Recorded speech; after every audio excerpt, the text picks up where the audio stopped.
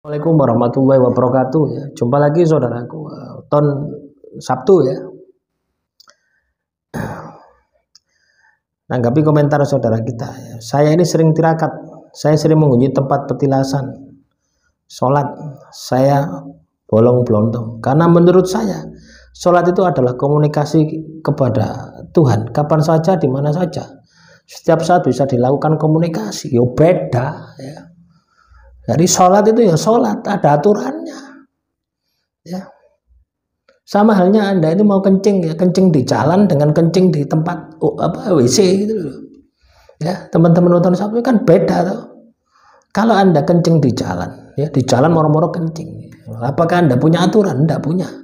Apakah Anda punya adab? Tidak punya. Apakah Anda punya tata krama? Tidak punya. Ya, tapi ketika Anda kencing di toilet, Anda punya aturan, Anda punya adab. Ya. Sholat itu adalah ibadah. Komunikasi dengan Tuhan itu adalah berdoa. Anda bisa berdoa di mana saja. Tapi juga kita harus tahu adab. Kita harus tahu aturan. Hidup ini ada aturannya. Dunia ini ada aturannya. Bumi berputar menurut peredarannya. Ini sudah ada aturannya. Nah, kalau Anda keluar dari aturan, akhirnya apa? Cokro manggilingan. Anda akan tergilas oleh keadaan. Sehingga hidup Anda ya pasti berantakan. Tidak percaya, lakonono. Nah, jadi seperti itu loh teman-teman ya. Kadang kita itu gampang loh. Hidup di dunia ini ya, itu ada agama. Agama macam-macam ya. Agama itu macam-macam. Aturannya ya macam-macam. Nah, kalau Anda tidak mentaati aturan itu, ya pasti Tuhan murka. Ya. Nah, kalau Anda menurut aturan Anda buat sendiri, lah itu jenenge karpe dewe, kardimen, sak karpe dewe. Ya toh? Ya, nafsu itu akan seperti itu, was. Sama halnya ya.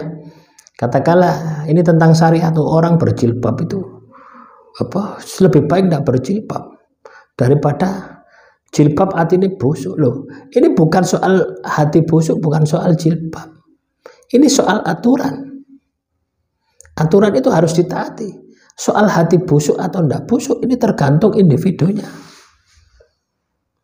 Ya, sama halnya ya. Anda mengendarai sepeda motor. Terus Anda ini tidak memiliki SIM. Ya. Tidak apa-apa, tidak kena SIM gitu loh ya. Apa tidak apa-apa, tidak kena polisi ya, tidak ada SIM tidak masalah gitu. Nah, artinya apa? Anda sudah melanggar. Ya. Walaupun Anda tidak ketemu dengan polisi, tapi Anda sudah melanggar. Anda sudah merusak tatanan alam. Anda sudah merusak tatanan pemerintah. Melanggar. Lah, ketika suatu saat Anda terkena masalah, terkena tilang, terkena kecelakaan atau apapun, yang salah siapa? Ya Anda. Ya.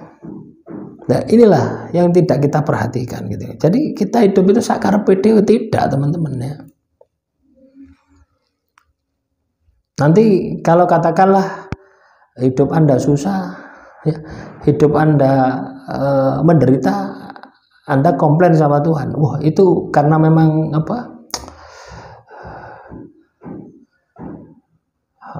karena sudah ditentukan nasib dan takdir saya sama Tuhan. Ya kita harus terima lah, kesalahan Anda lakukan. Anda tidak punya SIM, terus Anda ketilang, takdir. Anda ketilang, nasib. Padahal Anda sendiri yang tidak punya SIM, Anda sendiri tidak mau, ya, tidak mau ngurus SIM. Ya. Kalau Anda ketilang, jangan salahkan yang hilang. Ya.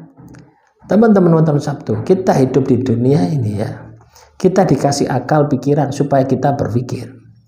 Ya, ya kadang pikiran kita digawe minter ya awake dhewe, supaya awake dhewe itu nggak nyantai, gitu ya.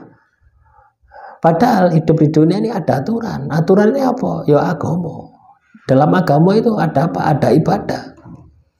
Dalam ibadah itu ada kewajiban kita kepada Tuhan. Nah, ketika Anda tidak mengerjakan ibadah, ya hukuman Tuhan. Nah, terus kalau hidup Anda soro, banyak masalah, banyak musibah, energi Anda negatif, terus nyalakan takdir, terima ing pandum, ya, terima ing pandum, lo padahal itu kesalahan Anda lo. Nah, cobalah, inilah yang perlu kita sadari, gitu ya. Jadi segala perbuatan, segala aktivitas kita, ya, segala sesuatu yang menimpa kita itu sebenarnya adalah hasil karya kita sendiri. Ya, kita ini bukan wayang gitu loh, sing manut dalan ini.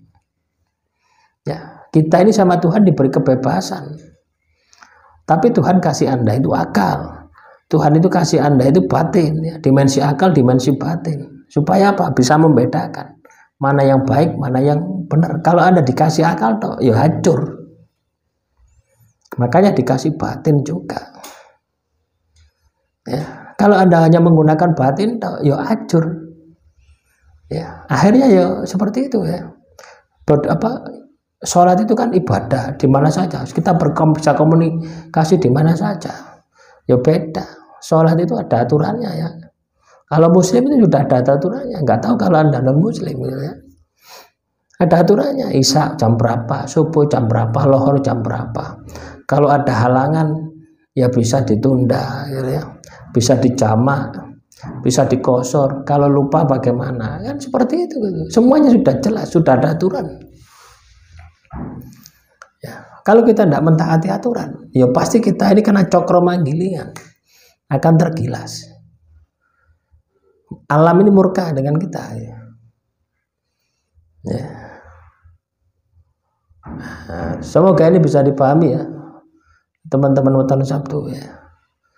Jadi ketika kita ini bicara tentang syariat ya, tentang agama ya, tentang ibadah kita kepada Tuhan, ya patuhi yang tertulis di dalam ibadah Anda gitu ya. Ojo gawe gak karepe dhewe. Kecuali Anda berdoa di mana saja bisa. Tapi kalau ibadah, ya ada aturannya. Ya, misalkan orang umat Kristen ya harus ke gereja, ya ibadahnya di gereja. Atau ada lagi aturannya di rumah juga bisa kan. Seperti sholat ini kan bisa di rumah, di masjid, di musola atau dimanapun kan bisa. Gitu.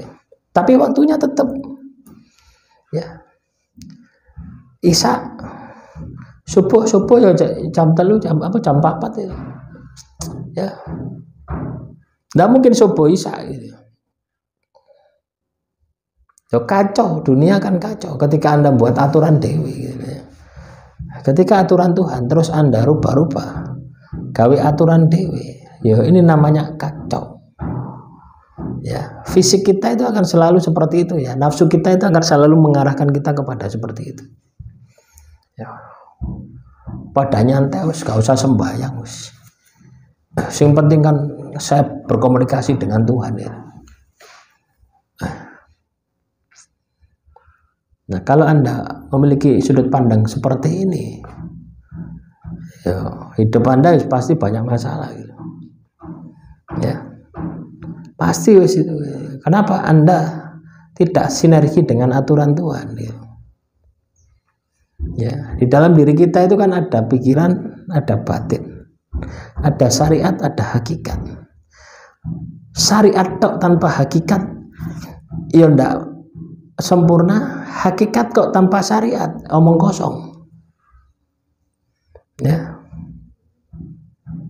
Jadi harus satu kesatuan. Misalkan ya Anda sholat Allahu Akbar. Ya, Anda hanya baca redaksinya saja. Ya tidak maksimal. Ya hanya 50%. Ya. Jadi ketika Allahu Akbar, Anda harus tahu redaksinya doanya. Misalkan inna sholati wa nusuki wa mayaya, pikiran Anda menerjemahkan. Batin Anda sambung dengan Sang Maha Kuasa. Ya, artinya apa? Pikiran, dimensi pikiran ini Anda jalankan. Dimensi batin juga Anda jalankan. Syariat hakikat. Jadi satu kesatuan baru. Kalau Anda hanya ngomong hakikat, lu banyak orang hakikat, ya, tapi tidak mengerjakan syariat, kopler, tahu kopler. Nah itulah kepentingan nafsu.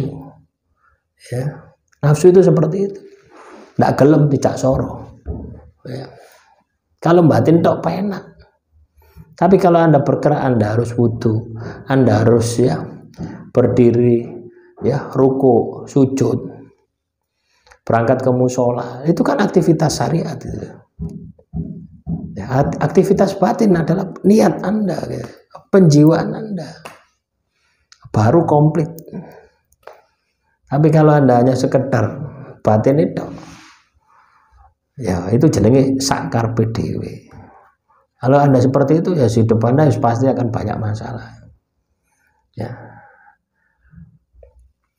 Demikian yang bisa saya sampaikan. Semoga bermanfaat. Assalamualaikum warahmatullahi wabarakatuh.